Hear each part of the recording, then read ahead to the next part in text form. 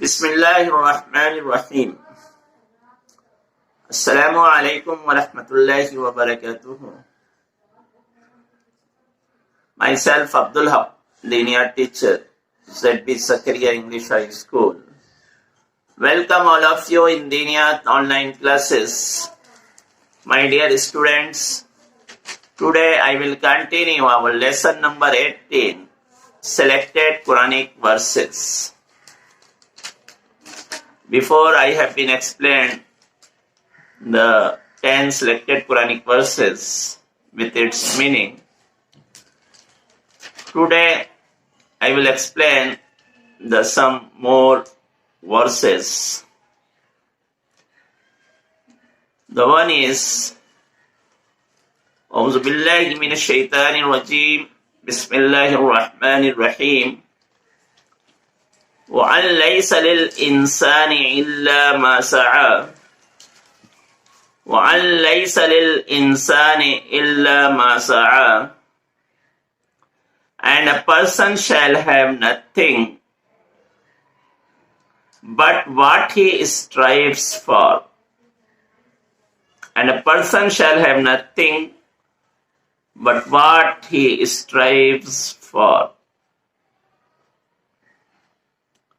اور انسان کو وہی چیز ملتی ہے جس کے لیے وہ کوشش کرتا ہے، محنت کرتا ہے. یعنی انسان وہی پاتا ہے جس کے لیے وہ کوشش کرتا ہے، اس کو وہی ملتا ہے جس کے لیے اس کی محنت ہوتی ہے.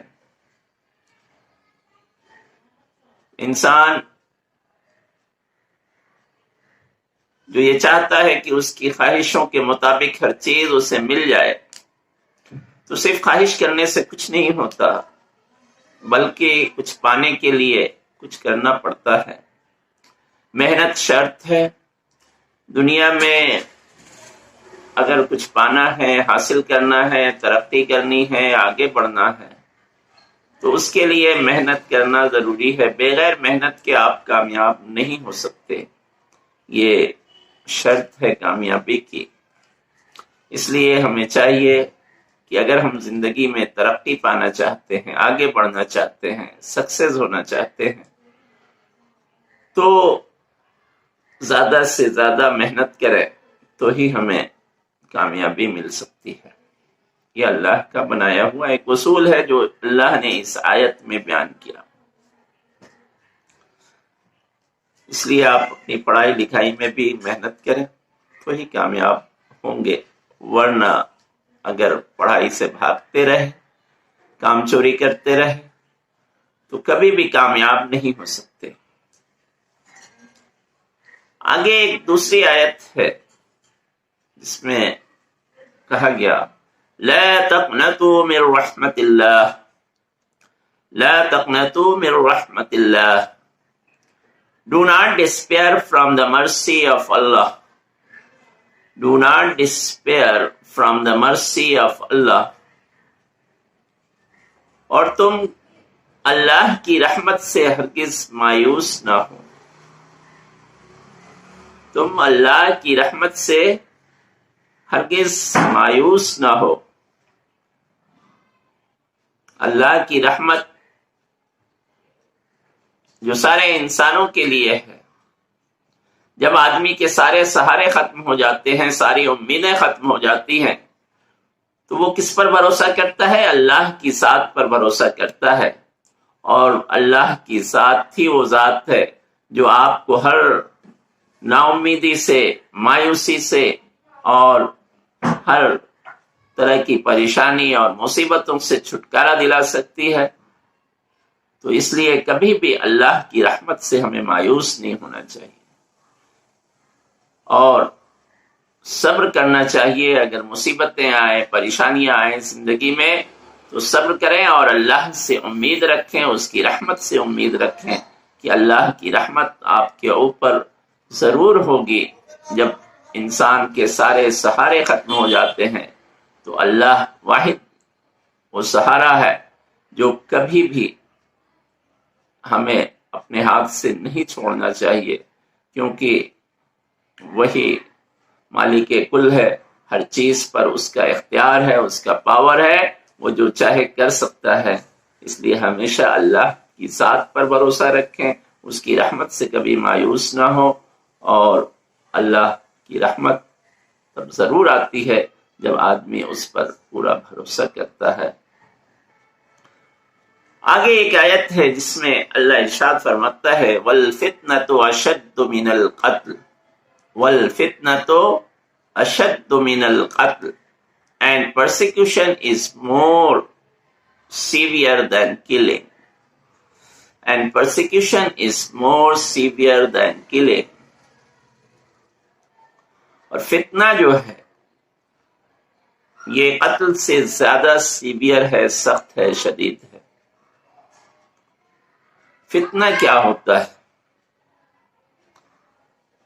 کسی چیز کے بارے میں جھوٹی بات پھیلا دینا، ریومر جس کو آپ کہتے ہیں، ریومر پھیلا دیا جائے، کسی چیز کے بارے میں جھوٹ پھیلا دیا جائے اور اس کی وجہ سے سماج میں، معاشرے میں ایک طرح کا جھگڑا فساد شروع ہو جائے اور لوگ آپس میں لڑ پڑے، تو یہ جو فتنہ ہوتا ہے جس میں پوری سوسائٹی، پورا سماج ملوث ہو جاتا ہے، کہا گیا کہ یہ قتل سے زیادہ شدید ہے. قتل میں تو ہم ایک انسان کی جان لیتے ہیں، لیکن اگر کوئی فتنہ پھیل گیا تو یہ ہزاروں جانوں کو لے سکتا ہے. اس لیے کہا گیا کہ فتنہ نہیں پھیلانا چاہیے، فساد نہیں پھیلانا چاہیے. یہ قتل سے بھی بری چیز، کسی کی جان لینے سے بھی بری چیز ہے فتنہ پھیلانا سماج میں، سوسائٹی میں. اس لیے ہمیں اس سے بچنا چاہیے. آگے ایک آیت ہے جس میں اللہ ارشاد فرماتا ہے لن تنالوا البر حتى تنفقوا مما تحبون لن تنالوا البر حتى تنفقوا مما تحبون. You will never attain virtue unless you spend of that which you love. You will never attain virtue unless you spend of that which you love. کہا گیا کہ تم نیکی کے اعلیٰ مقام کو نہیں پہنچ سکتے، تم نیکی کے اونچے درجے پر کبھی بھی نہیں پہنچ سکتے اس وقت تک جب تک کہ تم اپنی پیاری سے پیاری، محبوب سے محبوب چیز کو اللہ کے راستے میں قربان نہ کر دو.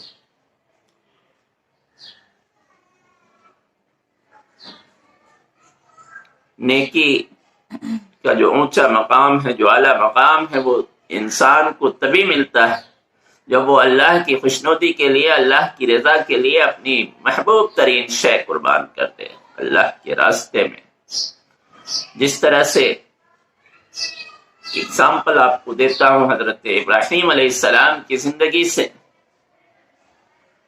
کہ کس طرح وہ نیکی کے اعلیٰ مقام پر پہنچے کہ جب اللہ نے ان کو حکم دیا کہ تم اپنے نوجوان بیٹے کو ذبح کر دو.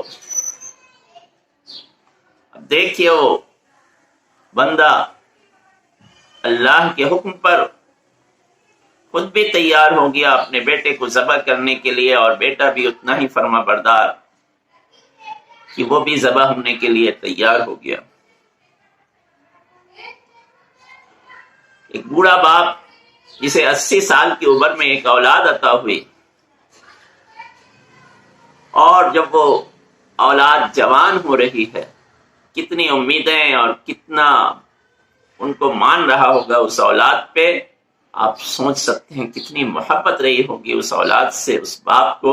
لیکن جب اللہ کا حکم ہوتا ہے تو اللہ کی خوشنودی کے لیے، اللہ کی رضا کے لیے وہ اپنی اولاد کو ذبح کرنے کے لیے تیار ہو جاتے ہیں. یعنی اللہ انسان سے اتنی بڑی قربانی چاہتا ہے اگر آپ نیکی کے اونچے مقام پر پہنچنا چاہتے ہیں تو ہمیں بھی اللہ کی راہ میں اپنی پیاری سے پیاری چیز اگر اللہ کا حکم ہو تو قربان کرنے کے لیے تیار رہنا چاہیے.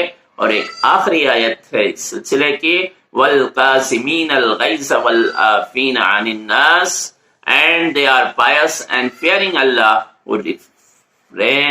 who restrain anger and are forgiving towards people. کہا گیا کہ اللہ کے جو نیک اور اللہ سے ڈرنے والے بندے ہوتے ہیں وہ اپنے غصے پر کنٹرول کرتے ہیں، اپنے غصے کو روک لیتے ہیں اگر انہیں غصہ آئے کسی بات پر، اور لوگوں کو معاف کر دینے والے ہوتے ہیں۔ یہ مومن کی صفت بتائی گئی کہ مومن جو اللہ سے ڈرنے والا ہوتا ہے، نیک ہوتا ہے، پرہیزگار ہوتا ہے، اس کی یہ خوبی ہوتی ہے کہ وہ اپنے غصے پہ کنٹرول رکھتا ہے، اور اگر کسی سے کوئی غلطی ہو جائے تو اسے معاف کر دینے والا ہوتا ہے۔ تو ہمیں بھی اپنے غصے پہ کنٹرول رکھنا چاہیے، اور اگر کسی سے کوئی غلطی ہو جائے تو اسے معاف کر دینا چاہیے۔ یہ ایک مومن کی صفت ہے۔ اللہ ہمیں ان آیتوں پر زیادہ سے زیادہ عمل کرنے کی توفیق عطا فرمائے۔ Thank you very much.